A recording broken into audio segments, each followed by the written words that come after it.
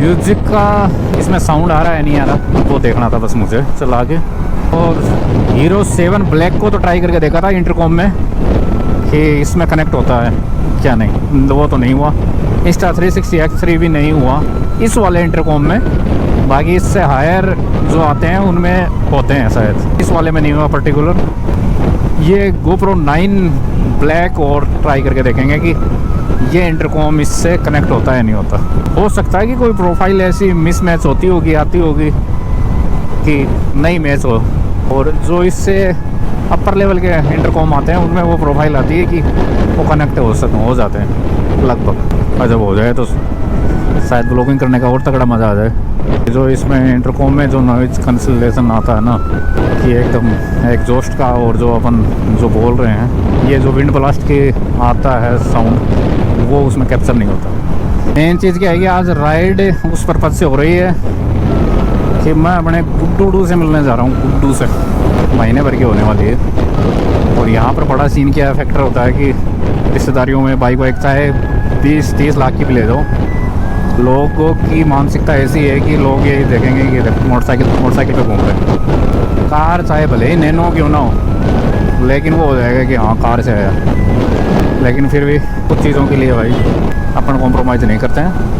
अपन को जो कुछ चीज़ें अपने लिए जो सही लगती है मैं वो करता हूँ। अब किसी को भाई गलत संदेश जा रहा हो, किसी का कुछ को चीज़ जा रहा हो तो सोचना पड़ता है, लेकिन यहाँ पर खुद का सवाल है तो इसलिए कॉम्प्रोमाइज़ करना नहीं बनता है। और पंडित को कुंडली दिखाई तो भाई वो बोल रहे हैं कि ही पे है, हाँ ही उस पर नाम निकलेगा। ज़्यादा ऑप्शन मेरे को लगे नहीं, लेकिन कुछ लगे। और बर्थ सर्टिफिकेट में मेरे को बताना है कि ये चीज़ अगर किसी को नई नॉलेज में है कि बर्थ सर्टिफिकेट कैसे क्या बनता है, तो जिस हॉस्पिटल में बच्चा जन्मता है ना वहाँ की लोकेशन में उसका बर्थ सर्टिफिकेट बनेगा। हमें सिक्कर जाना पड़ेगा, सिक्कर से बनवाना पड़ेगा कि वहीं पर कागज़ कार्रवाई होएगी सारी बर्थ सर्टिफिकेट की। और उसमें बर्थ सर्टिफिकेट में चाहिए होते हैं जो हॉस्पिटल के डिस्चार्जर, वो जो भी डॉक्यूमेंट्स मिलते हैं अपन को वो, और कुछ आधार कार्ड और ये थोड़े ID प्रूफ चाहिए होते हैं। कोई ज़्यादा लंबी चौड़ी प्रोसेस नहीं है उसकी। बर्थ सर्टिफिकेट का बस ये है कि या तो उसी दिन मिल जाता है या फिर नेक्स्ट डे मिलता है। दूसरी एडवाइस ये देना चाहूँगा मैं, तो बाकी मेरे को स्टेट का पता नहीं है, आप अपना इंक्वायरी कर सकते हो अगर और कहीं स्टेट से कोई देख रहा था। लेकिन अगर गवर्नमेंट उससे करवा रहे हो ना, जैसे भामाशाह से इनसे, तो भाई एक चीज़ का ध्यान रखना, उसमें क्राइटेरिया होता है कि 7 दिन पहले भाई NICU में अगर रखते हैं तो 6-7 दिन पहले आपको वो सौंपेंगे नहीं भाई आपके बच्चे को।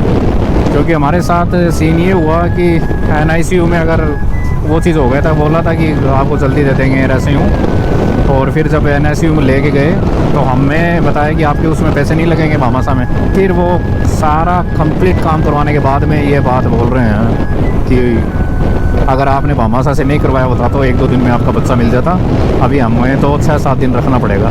तो हो सकता है कई हॉस्पिटल में बोलते नहीं है, पहले बताते नहीं है, पूछे बिना बताते नहीं है, तो वो वाला सीन है। तो इसलिए अगर किसी भाई तक ये वीडियो जा रहा है तो जहाँ तक हो सके अपने नॉन में कोई अगर हो तो उसको ये ज़रूर हेल्पफुल रहेगा कि अगर बच्चे में ज़्यादा वो नीड नहीं है उसको NICU की वहाँ पर एडमिट होने की, तो फिर आप ये चीज़ें हैं कि 1-2 दिन की फ़ीस दे के जल्दी से छुटकारा पा सकते हैं। अभी हमारे साथ जो सीन हुआ उसमें ये हो गया है कि खुशियाँ मनाएं भाई। कोई बेटे के ऊपर खुश होता है, कोई बहुत कम होते हैं जो बेटी होने पर खुश होते हैं, लेकिन हमें तो भाई बेटी हुई या बेटा जो भी था सब कुछ सही सलामत हेल्दी तरीके से हुआ, उसकी सबसे बड़ी खुशी है।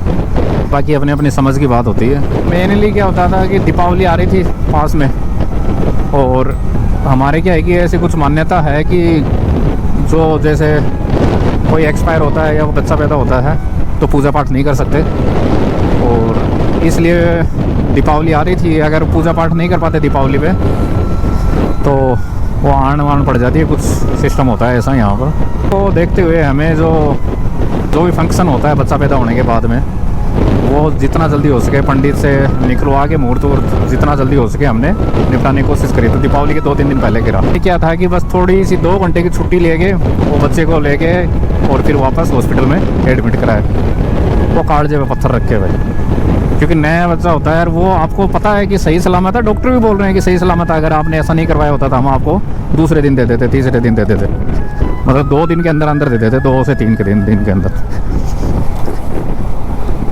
लेकिन वापस वो सारी प्रक्रिया वही वापस सौंप के आना, सब कुछ सही होते सोते, और उस माँ पे क्या गुजरती है, ताकि जब देखने वाले सुनने वालों के रिश्तेदारों के आंखों में आंसू आ जाए तो उस माँ के कालजे पे क्या बीतती होगी, अनुमान लगाना भी मुश्किल है कि अपना बच्चा कैसे सौंपना पड़ जाता है। हक नहीं जता सकते उस टाइम, इतना लाचार महसूस होता ना कि ये कागज़ कार्रवाई के चक्कर में भी क्या क्या दिन टाइम देखना पड़ जाता। मैं नहीं चाहता कि एक और किसी को ये दिन ऐसे देखने पड़े या किसी को भोगना पड़े ऐसा टाइम। भाई नॉलेज में रखो ये चीज़, और अगर कोई करवा रहा है तो पहले ये चीज़ पूछ लो कि भाई कितना टाइम है, कितना क्या हेल्थ है, कितने दिन रखना पड़ेगा NICU में। उसी के भी आप पे अगर ज़्यादा दिन रखना पड़ रहा है तो सही है वो चीज़। अगर 1-2 दिन की बात है तो फिर उसमें मत करवाओ, क्योंकि 7-8 दिन भाई बहुत ज़्यादा होते हैं। एक सेकंड बहुत ज़्यादा बड़ा लगता है उस टाइम। और ये मेरे भाई दिल से निकल रही है एडवाइस कि किसी के साथ ऐसा ना हो। इतनी सी इच्छा थी बताने की, मेरे को बहुत ज़्यादा उतावलापन था। मैं इस पर वो लोग तो बहुत पहले बनाना चाह रहा था, दूसरे तीसरे दिन ही बनाना चाह रहा था, लेकिन भाई इधर से उधर होने में तो टाइम और जो माइंड अपसेट हो जाता ना, हिम्मत नहीं होती किसी चीज़ की। हिम्मत जुटाने वाले जुटा भी लेते हैं, क्योंकि मैं नहीं जुटा पाया। क्योंकि जो फर्स्ट डिलीवरी हुई थी उसमें डिलीवरी के टाइम किसी डॉक्टर की लापरवाही की वजह से बेबी एक्सपायर हो गया था। सेकंड टाइम इतनी उलझन भरा सार ये रहा ना, कालजे में पत्थर रख रखा था, पत्थर ही नहीं पूरा पहाड़ ही रख रखा था कालजे कि सब कुछ। जब यकीन मानो कि मन में ये ख्याल चल रहे थे कि एक बार बस सब कुछ क्लियर हो जाए कि बच्चा सही है, स्वस्थ है, माँ स्वस्थ है, सब कुछ सही हो गया, उसके बाद खुश होएंगे।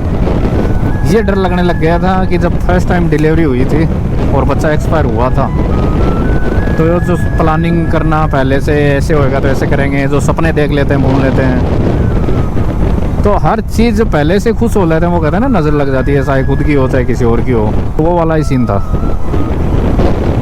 तो यूँ डर लगने लग गया था, मगर मुझे भी अभी भी 50% तो ये डर अभी भी लगता है कि पहले खुश क्या हुए। इनमें एक खलासी रहती है कि काम होने से पहले अगर खुश हो गए ना तो वो काम बनेगा ही नहीं। मुझे को रूढ़ीवादी कह लो या कुछ भी कह लो, लेकिन ये चीज़ें मेंटलिटी मेरी पहले थी नहीं। मैं बहुत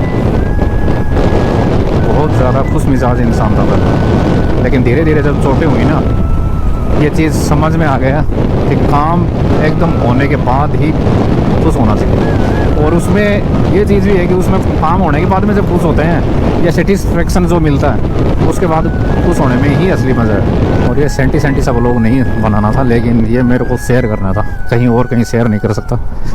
मैंने सोचा यहीं शेयर कर लूँ। अपन को लोगों को अवेयर करना है ताकि किसी को समझ में आ सके कि किसी की गलतियों से सीखा जा सकता है चोट खाने से। क्योंकि हमारे साथ जो फर्स्ट डिलीवरी में जो कांड हुआ था, उसके बाद पता नहीं कितने बच्चे बच गए डिलीवरी टाइम एक्सपायर होने की वजह से। क्योंकि लोगों ने देख लिया था कि इस तरीके से केस बिगड़ता है, तो उनके साथ भी जो वो सिम्टम्स दिखे उनको, तो वो झट से डॉक्टर के पास पहुंच गए। अब पहुंचे तो हम भी थे, लेकिन वहाँ पर डॉक्टर ने बोला कि नहीं, मूवमेंट बच्चा नहीं कर रहा है, वो तो बच्चा भारी है इसलिए मूवमेंट नहीं कर रहा है। और बाकी फिर जहाँ पर भी जाके जिस डॉक्टर को भी ये बताया ना, तो सब यही बोल रहे हैं। ये चीज़ हमें भी थोड़ा तो नॉलेज में है कि बच्चा मूवमेंट नहीं करता ना, और 9वां महीना लग रहा है, तो जितना जल्दी हो सके डिलीवरी करवा देनी चाहिए। टाइम जिस डॉक्टर से ऐसे झटके खाया था, अब उसके माइंड में उस टाइम क्या चल रहा था, क्यों उसने बोला, क्या हमारी किस्मत में लिखा हुआ था या फिर जो भी है, वो सारी चीज़ें क्वेश्चन मार्क लग गई है और वो कभी सॉल्व आउट भी नहीं हो सकता। और उस टाइम जब ऐसा हो जाता है कि पेट में बच्चा ख़त्म हो जाता है, तो भाई उस टाइम यही लगता है कि जो बिगड़ना था वो तो बिगड़ गया, लेकिन अब और ज़्यादा नहीं बिगड़े, माँ के कुछ ना हो। बस ये थॉट्स रहते हैं फिर कि पैरों तले एक बार तो ज़मीन खिसक गई, अब भाई कोई गड्ढा ना हो जाए पैरों तले से, पूरी ज़मीन खिसक जाएगी, उस गड्ढे में समा जाए पूरी ज़िंदगी भर के लिए। ये आ गई वो मेरी नॉन फेवरेट सड़क, जो रास्ता है वो ये जैसे जैसे आगे जाएगा इससे भी ज़्यादा गंदा रास्ता है। तो शुरुआत है बस इस रास्ते की, पर बस हिमालयन नेक्स्ट पल्सर वो याद आती है। और जिस टाइम मैंने बाइक ली थी ना, वैसे तो मेरी दिल ख्वाहिश वाली बाइक है, ऐसे कोई रिग्रेट वाली फीलिंग नहीं है। लेकिन अभी कहीं भी जाता हूँ ना थोड़ा आउटसाइड ऐसे, तो यूँ फील होता है कि यार एक एडवेंचर बाइक और होनी चाहिए थी। लेकिन अब कब जाके होगी वो तो अभी तक पता नहीं है, दूर दूर तक नज़र भी नहीं आ रही कि हाँ उस तारीख को या उस टाइम तक हो जाएगी। बाबा जी, अभी एक्सपल्स होती ना रैली किट वाली, तो यहाँ से बुम्बाट करते हुए जाते हैं, गड्ढे वड्ढे देखने नहीं पड़ते। आज तो आंतड़ियाँ सारी हिल जाएंगी इस पे तो। और यहाँ पर हो ऐसी कोई फेयरिंग वाली बाइक R15 जैसी, बैग का सत्यानाश होना है ये। खैर ये तो चलता रहेगा आगे तक, यही है ऐसा रास्ता।